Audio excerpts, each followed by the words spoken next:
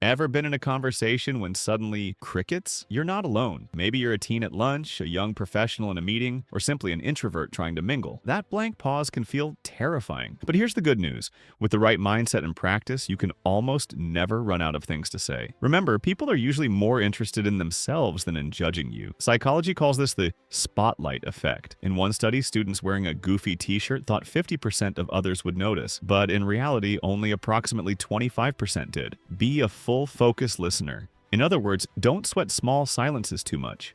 The first secret is to make the conversation about them. Put away your phone, lean in, maintain eye contact, be fully present. When you listen actively, you show respect and often discover easy ways to respond. Research confirms that active listening, nodding, reflecting back what you hear, asking follow-up questions, makes others feel heard and valued. For example, if someone tells you about their weekend trip, you might say, "That sounds fun. What was the highlight?" instead of just nodding along. Giving your full attention keeps the conversation flowing and gives you clues to pick up on. Ask curious, open-ended questions. Curiosity is your superpower. Instead of yes-no questions, try open-ended ones that invite stories. What was the best part of that experience? Or how did you decide to study that subject? Experts note that approaching conversations with genuine curiosity leads to deeper dialogue. When you ask why or tell me more about, you signal real interest, and people naturally open up. For example, instead of "Did you like the movie?" ask "What did you think of the movie?" This small change turns a dead end into a discussion. Don't be afraid to prompt details.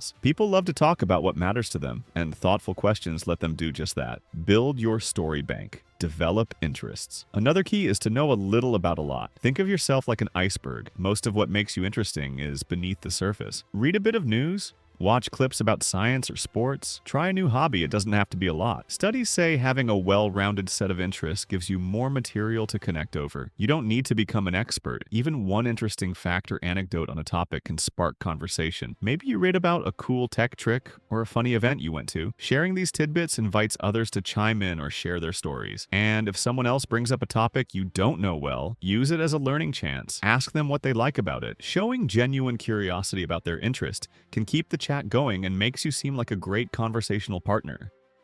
In practice, a quick example. Imagine you're at a party and meet a stranger who mentions they love basketball. You listen closely. "How did you first get into basketball?" You might ask. While they talk about their favorite team, you nod and maybe relate a small hobby of yours. If there's a silence left, you might comment, "Basketball season is intense this year," and share an interesting stat you remembered. By focusing on them, showing curiosity, and sharing a bit about yourself, the conversation flows naturally without panic. You've got this. Remember these key points as you head into your next chat. Listen actively. Give people your full attention. It builds trust. Ask open questions. What?